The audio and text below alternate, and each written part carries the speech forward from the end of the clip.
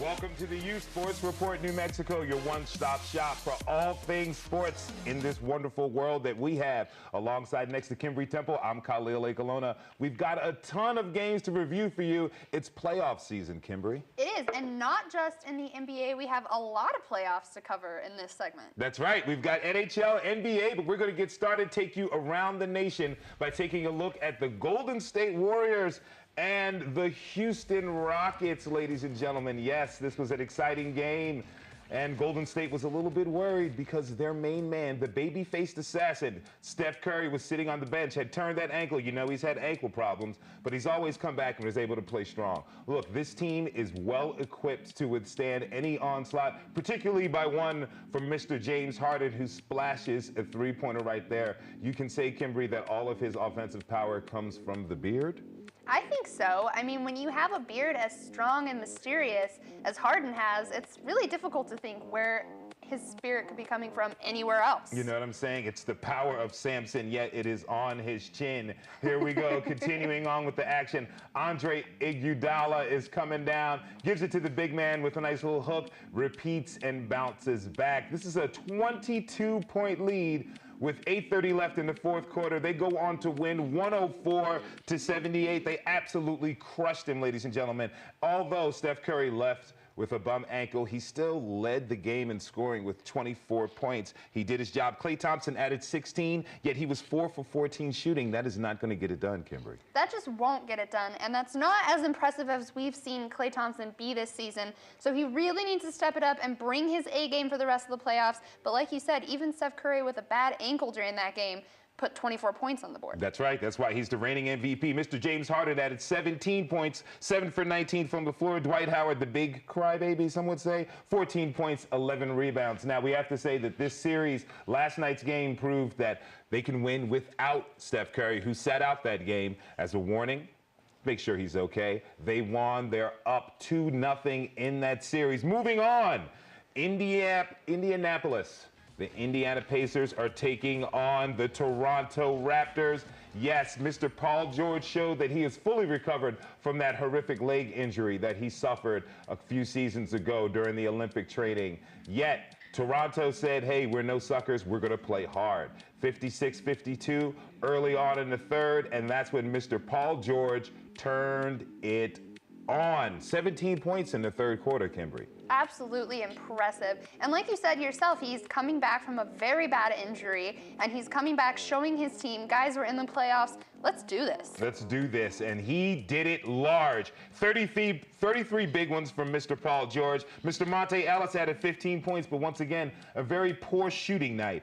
5 for 12 from the floor. DeMar DeRozan coming through with 14 points, 4 assists. He was 5 for 19 shooting. And Mr. Kyle Lowry, his partner in crime, I should say. 11.7 assists, 3 for 13 from the floor. They led 1-0 after beating those guys. But after last night, there was an interesting change that took place. Toronto won. What? Yes, I know.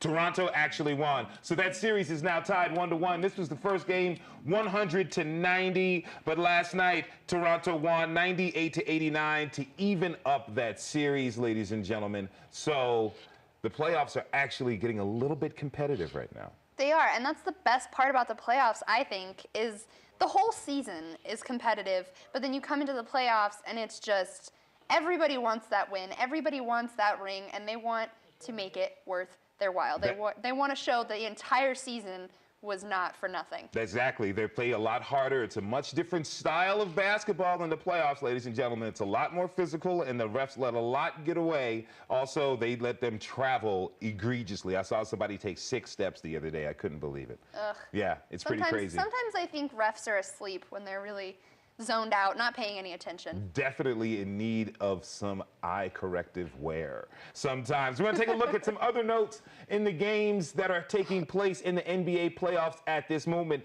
Cleveland leads 1-0 after defeating Detroit 106-101 on Sunday. Now everybody's saying that game was a lot closer than it had to be, but the score was closer than the game actually was. Cleveland was in control the majority of the time. Dallas and OKC are tied at 1-1 after Dallas steals a game last night, beating them by 1 point, 85-84. So suddenly OKC loses a coveted, very valuable game at home. That changes a lot of things for them. Miami leads Charlotte 1-0. San Antonio Spurs lead Memphis 1-0. And the Clippers lead Portland 1-0. We must note that all of those Game 1 games were blowouts, ladies and gentlemen. They weren't the stiff competition that we were just referring to. Sometimes it's tight, sometimes it's a blowout. In this case, it was the latter. But that's not all the playoff action we have going on. We've got some NHL action, some action going on the ice. We do, and you know, as just like you said, they're on the ice, but they did not forget to bring the heat in these NHL playoff games. I like that. I'm punny.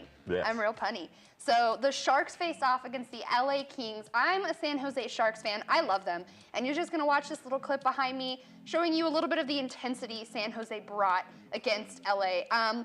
You know, we saw Joe Pavelski, the scoring leader for the Sharks, and Joe Thornton both put on a lot of points for their team and a lot of pressure on the rest of their team. They want to win, and they want to win big. LA and San Jose have had a major rivalry for quite some time now. So this playoff matchup, they have 2 games left in the series. They're tied up 2-1 in the playoffs so far. Okay. The Kings came back last night with a 2-1 lead over San Jose. Okay. San Jose dominated in the first 2 games 4-3, then 2-1. So it's going to be an interesting remainder of this series because as a Sharks fan, I'm getting nervous. They had an opportunity to sweep LA and they haven't done it yet. So it's very interesting. And LA has been that team that proves themselves. Once the Stanley Cup playoffs start, yes, they catch fire and they make it. They've been won, what, 2 out of the last 4 yes, Stanley Cup titles, yeah, and they've also moved forward. That's something to look at. And that's something that the Sharks should not ever close their eyes on because now that the Kings have won, they have that taste in their mouth. Ooh. They don't want that to go away. That's right. This is when I think the Kings are really going to step it up and the Sharks need to step it up even more. That's a hunger that's never satisfied. I'm looking at you, man. Put some more points on that board. That's right. She said it. You got to do it. The Penguins and the Rangers, I'm going to let you guys take a look at this game too because it is pretty great. The Penguins had their 3rd-string goalie in for the first game against the Rangers, but still somehow won 5-2. Wow. That is impressive when you have a hockey team who, I don't know if many of you guys know this, but in hockey, it's not so standard to have your backup guys on the ice as often as your main guys. In a lot of other sports, you see some rotation, but in hockey, it's not as popular. So for their 3rd-string goalie to get the job done 5-2 for the Penguins in that first game was big. Give it credit to coaching and the general management by providing a very deep and talented team. Absolutely. Of course, the Rangers won the second game 4-2. They brought the heat and they were ready to play. But tonight, we are watching the 3rd game of that series. That's actually halfway over right now. So tune in and watch because we watched Brassard and Miller for the Rangers last game, and we're watching Hornquist and Bonino for the Penguins. Ooh. He's got the most assists for the Penguins so far in the playoffs. Okay. And that's a pretty big deal. That's a huge deal. Yeah. No word of Sidney Crosby? I haven't seen his name on many of their sheets. I think he's put some points up and a lot of energy, but I haven't seen too many headlines about him. Maybe if he steps back up to his former dominant form, the Penguins can do something. Yeah, if we have Sidney Crosby, you know, that's a big move for the Penguins. And hey, we want to read about you, so put your name up there. Do something big for us. Yeah, that's right. And the last game that I want to talk to you guys about, not the only game left in the playoffs, but the Capitals versus the Flyers. This is 2 younger teams. I kind of talked about them earlier in the show a few weeks ago. But the Capitals have not forgotten their A game once in this series. So far, they are sweeping the Flyers. Okay. Their first game 2-0, second game 4-1, and last night 6-1 over the Flyers. The Flyers need to either step it up and put some points on, but at this point, the Capitals have the series. It seems like the Capitals are finally, maybe they might pull a Villanova Wildcats, Because in earlier seasons, the past few seasons, the Capitals have done well in the regular season, get to the playoffs as a favorite, and seem to fizz out in the first couple rounds. Yeah. Similar to the Villanova Wildcats losing in the first round a couple years ago, second round. But this year they were able to pull it out, win the national championship. Will the Capitals be able to actually complete the mission and hoist that Stanley Cup trophy at the end of this? I don't know, but with the energy that they seem to have right now, it might just be a possibility. Okay, we'll see exactly what they're able to do, ladies and gentlemen. That was Around the Nation. We're going to come back to you pretty soon with the Dad Master. That's right, your favorite, Mr. Tyler Ortega, coming up with the College Rundown. More after this.